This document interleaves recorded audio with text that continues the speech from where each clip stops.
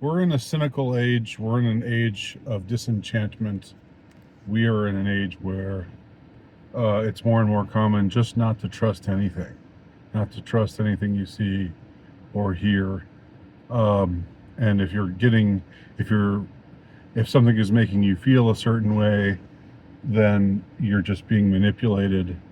And I know because I'm a part of all of that, uh, I accept, that that's the age that we're living in. And I know that there are reasons for believing the way that we believe, the way that I often believe, the approach that I often take to what I hear on the news when I watch the news, which is rare. Um, it's that's the age we're living in. That's the time we're living in. Uh, it's the state of things among those of us who see ourselves as discerning. Uh, you know, and there's a lot out there. There's a lot out there that is sheer uh, propaganda, that is intellectually dishonest, that is just meant to, um, you know, drag the tears from our tear ducts, and get us to feel a certain way at a certain time. Just to pull the puppet strings and all that, and I commend all of that. I commend seeing things um, in that kind of perspective.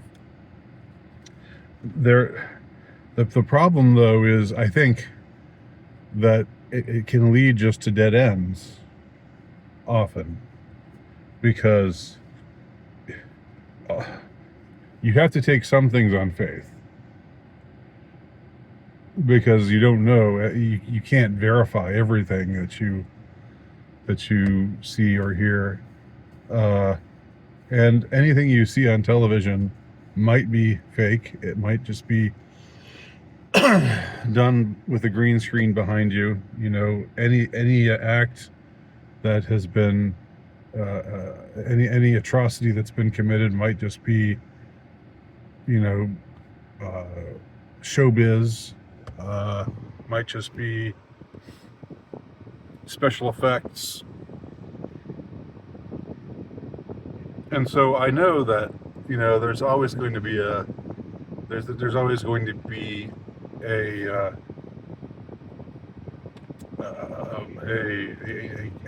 negative response. There's always going to be something nagging at you if you ever assert anything positive.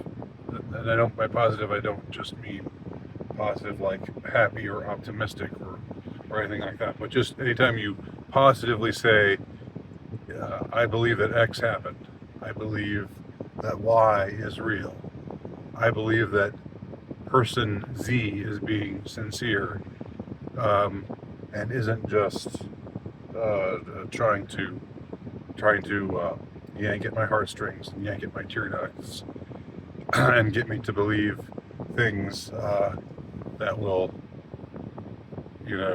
bring the help bring the world to the place where the elites, the controllers, really want it to go. And again, I'm one to talk, right? Because I'm somebody who's I'm in that realm a whole lot myself, and I think it's good to be discerning. But I think there's a point at which you can not be too discerning. I won't put it that way. Where there's a point at which you just you I'll say it like this: if you're a believer, if you have faith, whether it's Christian or some other kind of faith, whether you're Catholic or Orthodox or Protestant or something else, if you believe in transcendence, if you believe that there is uh, an intelligence that shapes our efforts, rough hew them as we will. I just misquoted Hamlet. The Hamlet quote goes something like that, but I got it a little wrong there. But it's from Act 5, I remember that much. Um,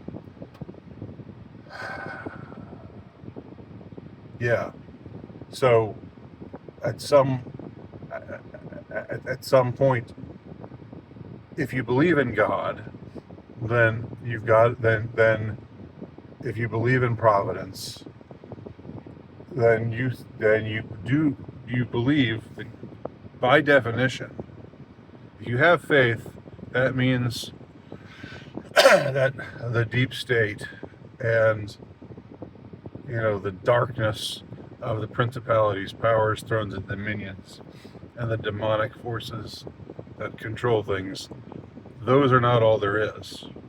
As powerful as they are, as influential as they are not all there is. Now, you could have the point of view of God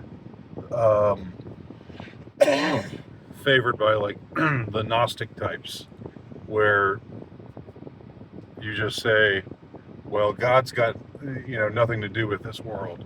Everything we see, hear, touch, taste, and feel in this world is evil and false. And in order to get to God, we have to somehow get past this material world and enter a purer realm. This is also called Neoplatonism. The realm of the forms and so forth. Not to get too deep here or anything like that. Not that I can get that deep, but I'm just saying, that there's that way of looking at it. But Christianity is not that way, okay? And I'm not demanding everybody out there have a Christian point of view, but I'm just saying the point of view that is most prevalent in Western culture is Christianity in one form or another, Catholic or Protestant. And Christianity does not see it that way. Christianity sees God working through the world. Christianity sees that the world was created by God, and that though evil has one dominion to a certain extent, to a certain point, that the real creator, the true ruler, the one who's truly sovereign over this world, is God.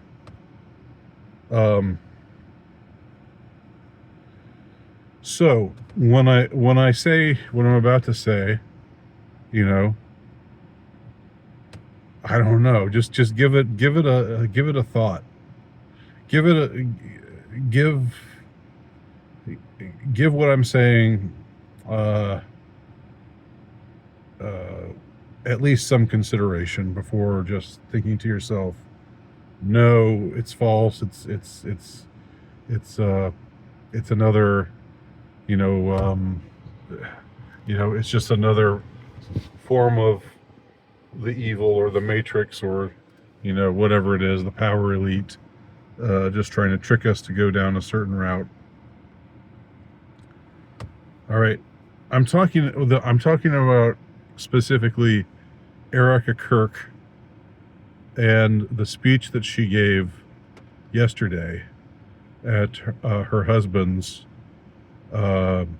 commemoration / funeral before thousands of people in Glendale, Arizona, at the football stadium there. I have to say, there's a lot of things about the event that I thought were tacky and kind of overblown and a little too showbiz. And I don't object to the event itself at all. The way some people were saying, well, why does Charlie Kirk get so much fanfare when there's, people carp and complain and bitch and whine and and they come with their whataboutisms so often on the internet. It's so tiresome. But look, you've got a public figure. A public figure dies. When a public figure dies, it's customary for that public figure to have a public memorial. So that's why they did this thing for Charlie Kirk, okay? And yeah, I didn't like the little fireworks shooting up or whatever it was. I didn't watch the whole thing, but you know, I was flipping back and forth, tuning in every now and then.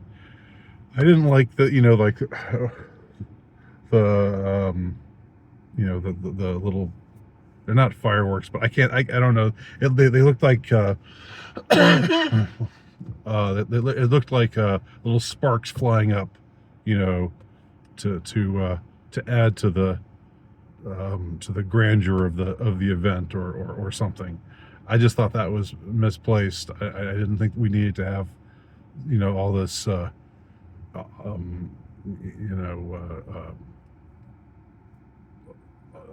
all this fanfare. You know, it could have been more. I would have wanted something more stark and sober, instead of you know, looking like a Super Bowl halftime show. But putting that aside, when Erika Kirk took the stage, and those stupid flames, you know, or whatever, started flying up, and she was standing there behind the podium with an expression on her face of just extreme forlorn sadness, looking like she would just rather be anywhere else but here. She didn't want to be talking to America right now. She lost the love of her life, you know, just 11 days prior, totally unexpectedly. She lost him as a young man, a young, vital man, you know, in the prime of his youth. And now she's a widow and has two little kids to raise all on her own. And, you know, she wants to, I don't know where she wants to be, but it's not, she doesn't want to be all dressed up, and giving a speech to a stadium full of people, and you know, millions of people watching on the internet and on television. That's not what Erika Kirk was wanting to do at that moment. I could tell by the look on her face that was not where she wanted to be at all. But then she walks to the microphone, and some of y'all are going to say, "Simp, Eric, you're just simping for Erika." Can see that now. There's so many, like, anytime you want to be sincere, that's the problem. Anytime you want to say, I think something real is and profound is happening here, there are just 1,000 you know, accusations that people spring forth with. But I'm going to go ahead and go forward with what I have to say. And I have to give Taylor Marshall credit. He recorded a video. His video is titled something like "Erika Kirk Just Ended Feminism." You know, and that's sort of one of those titles that's meant to be eye-catching and everything, and it's a little overblown. But I commend Taylor Marshall for addressing this topic, because I felt a lot of the same way that he felt watching her speech.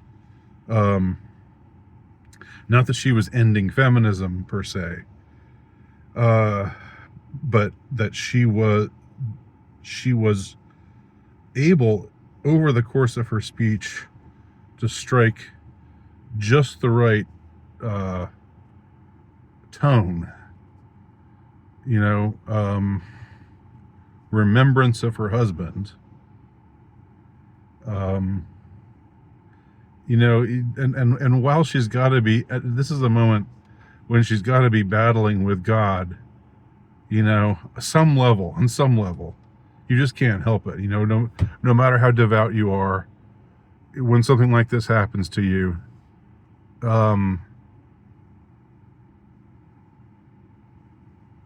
you have a hard time dealing with, you know, why on earth did God, how could you allow this to happen?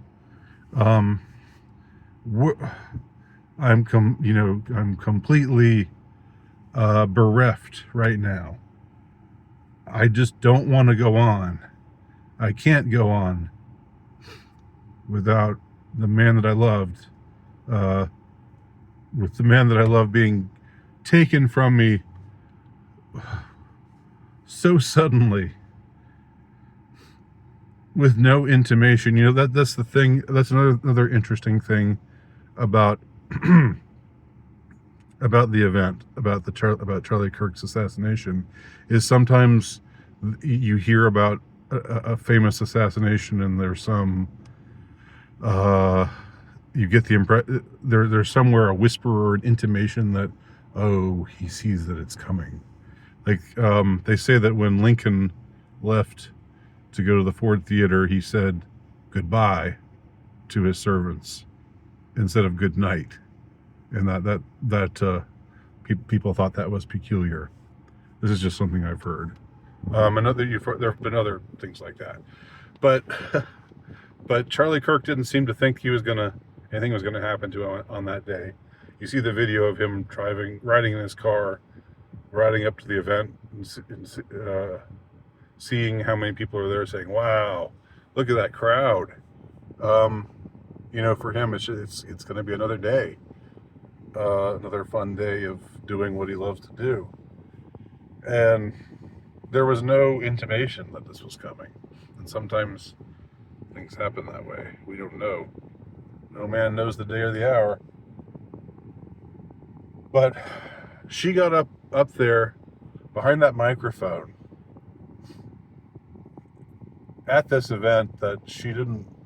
I mean, I know that she wanted to honor Charlie. I know that she would have, walked through fire to do that. But her inclination at that moment was not to want to be there. You could tell by the look on her face. Watch the speech. I'll try to remember to post it below. But then for her to have to find the kind of poise that she had, and to say the kind of things that she said, you know, and to say, here's, you know, what for as far as men go, you know, be a leader for your wife, but being leading a family is not being a dictator, and it doesn't mean your wife is your servant or your slave, or anything like that. and you know how women should, like she was talking about, giving advice and counsel to young people who are trying to get, because everything's been falling apart, and so many young people just don't have anything to look towards when it comes to what marriage is, what marriage should be, why marriage is a good thing, why marriage is worthwhile. You know, it's hard enough for me to say something like that with all the MGTOWs out there, to say that I still believe in traditional marriage and, you know, still think it's a good thing. But she put this all forth very eloquently, and talked about the importance of faith, and talked about Jesus Christ. I mean, it was so it was so Christ-centric. You know, I just loved how this is sort of a cheap thrill. But I kind of like how it must have given like the secular humanist out there the heebie-jeebies. Oh, she's talking about Jesus. Oh, how inappropriate. I'm sure she's been raked over the coals for that. I mean, this poor woman who just lost her husband, you know, is getting death threats from leftists, from crazy leftists, and then people on the right are saying are also criticizing her for this, that, and the other thing. Leave Erika alone. I know I'm simping out, aren't I? But I do think people should leave her the hell alone. Because what moved me the most about the speech was what she said at the end. She talked about how Charlie felt a particular need among young people, and especially among young men, whom she called lost boys, and that he spent a lot of his ministry, or whatever it would be called, trying to reach young men who are struggling. She acknowledged whatever it's called, the male loneliness epidemic, whatever the hell we want to call it. She talked about that, and talked about how Charlie was there to address. He felt a special need, or he felt something, in his heart. He really wanted to reach these lost boys. And then she made the connection. She's, just that the young man who is accused of firing the bullet that killed her husband. Again, I know. You're gonna say, no, Mossad did it. This picture shows that there's from the bullet had to go from this angle and blah blah blah. Okay, just put all that aside for now. All right. Erika clearly believes the official story. She believes that Tyler Robinson pulled the trigger, and that he fired the bullet that killed her husband. All right, just deal with that. Put your skepticism away, and your what have you. But just stick with the idea here that she's relating. All right.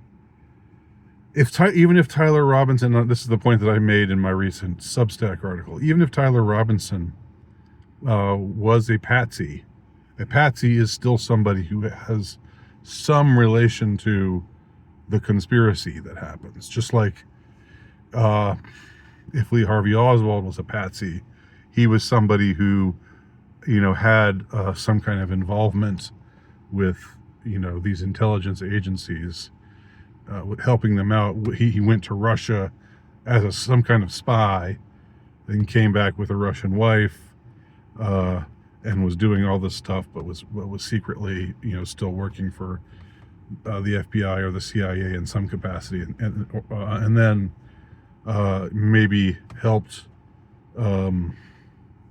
had something to do with the conspiracy that formed in Dallas on November 22nd, 1963, but only found out at the end that he was the man they were going to pin it all on.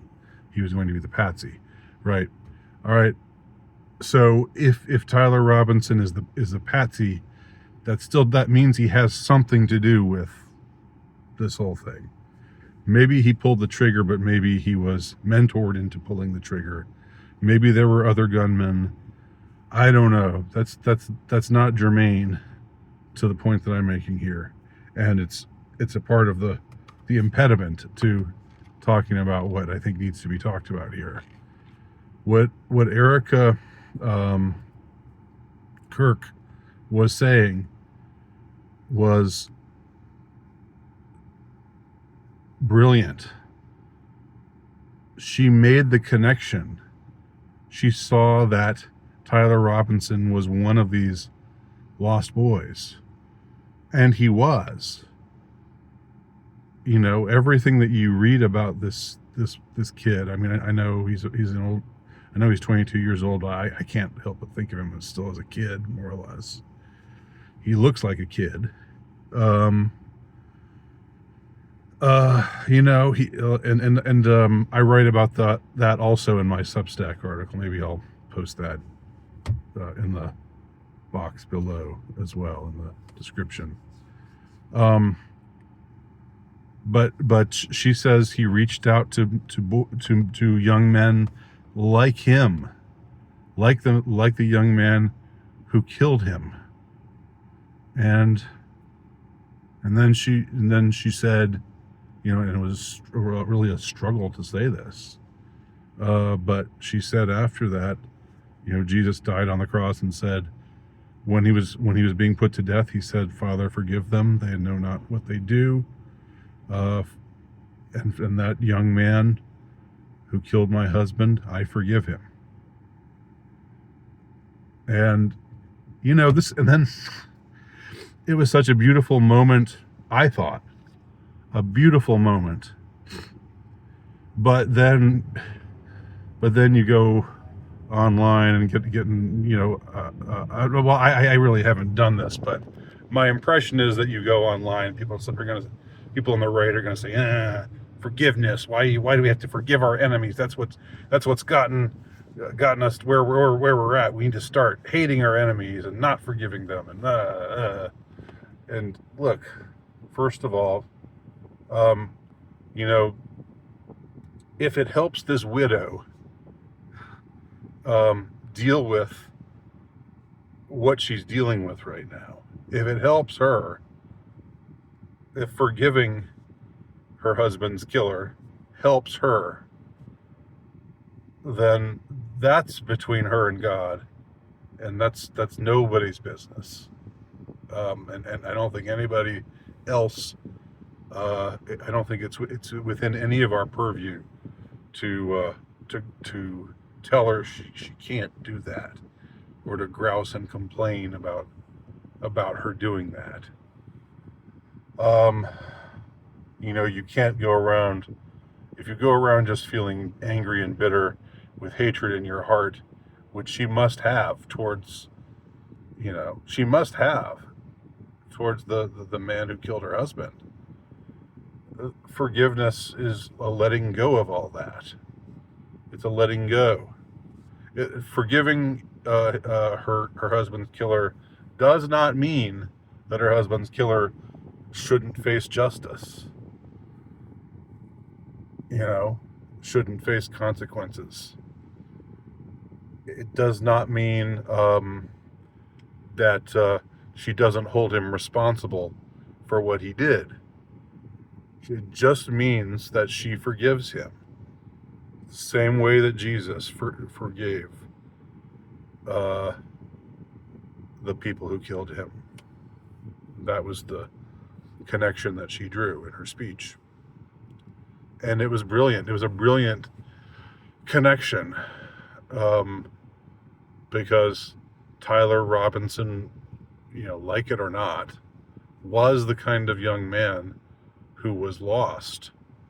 And he was the kind of young man who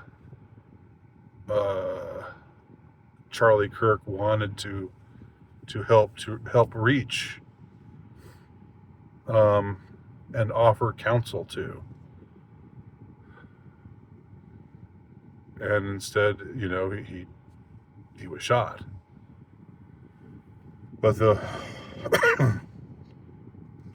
way forward, you know, has got to be through justice, but there's also forgiveness. And some people said, well, you know, forgiveness.